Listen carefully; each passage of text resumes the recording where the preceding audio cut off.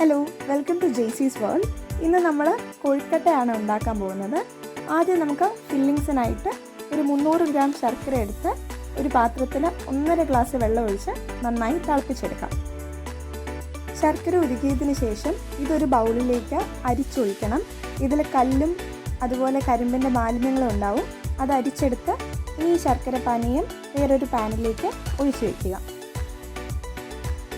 ഇനി നമ്മൾ അതിലോട്ട് പൊടിച്ചെടുത്ത ഏലക്കാപ്പൊടി അതുപോലെ ചുക്കുപൊടി ചേർത്ത് നന്നായി ഒന്ന് ഇളക്കി വയ്ക്കാം.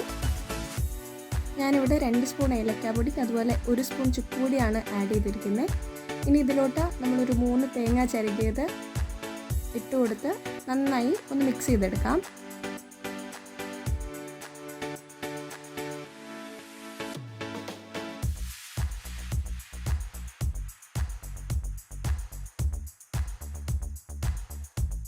നമ്മുടെ ഫില്ലിങ്സ് ഏകദേശം ഇവിടെ റെഡി ആയിട്ടുണ്ട്.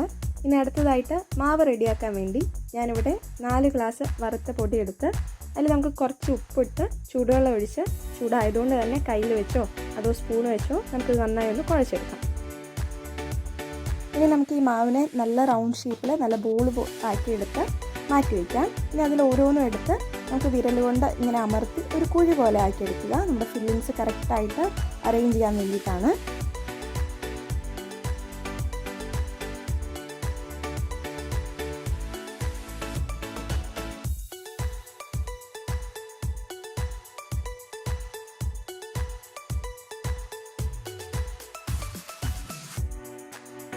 ഈ ഒരു ഫോമിലൊക്കെ ആയ ശേഷം നമുക്കതിൽ ഒരു സ്പൂൺ കൊണ്ട് കുറച്ച് ഫില്ലിങ്സ് ഇടാം.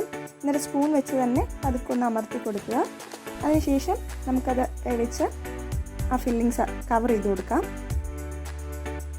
ഇതുപോലെ നമ്മുടെ എല്ലാ ബോൾസും ഇതുപോലെ ഫില്ല് ചെയ്തെടുക്കുക.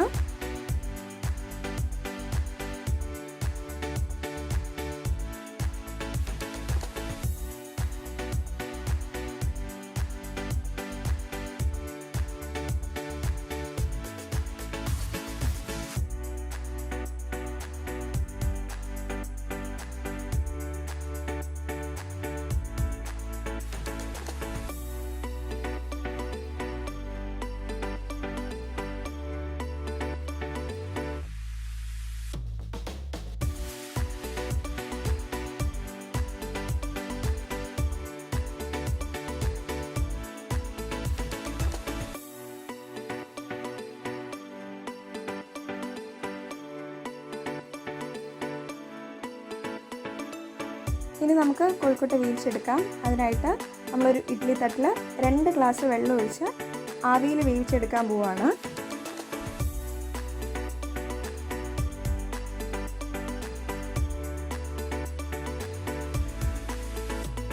ഇനി നമുക്ക് ഇതൊന്ന് അടച്ചു വെച്ച് ഏകദേശം ഒരു 20 മിനിറ്റിൻ്റെ അടുത്തായിട്ട് വേവിച്ചെടുക്കാം.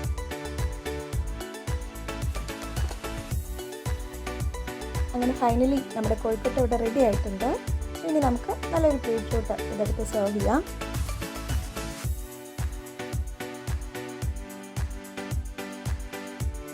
ഏത് ഏജ് ഗ്രൂപ്പ് ആണെങ്കിലും എല്ലാവർക്കും ഒരുപോലെ ഇഷ്ടപ്പെടുന്ന ഒരു സ്നാക്കാണ് നമ്മുടെ കൊഴുക്കട്ട. എല്ലാവരും വീട്ടിൽ ട്രൈ ചെയ്ത് നോക്കിയിട്ട് അഭിപ്രായം പറയാം. വീഡിയോ ഇഷ്ടപ്പെട്ടിട്ടുണ്ടെങ്കിൽ please to like and subscribe my channel. ഇനി അടുത്തൊരു വീഡിയോ ആയിട്ട് കാണുന്നവരെ ബൈ.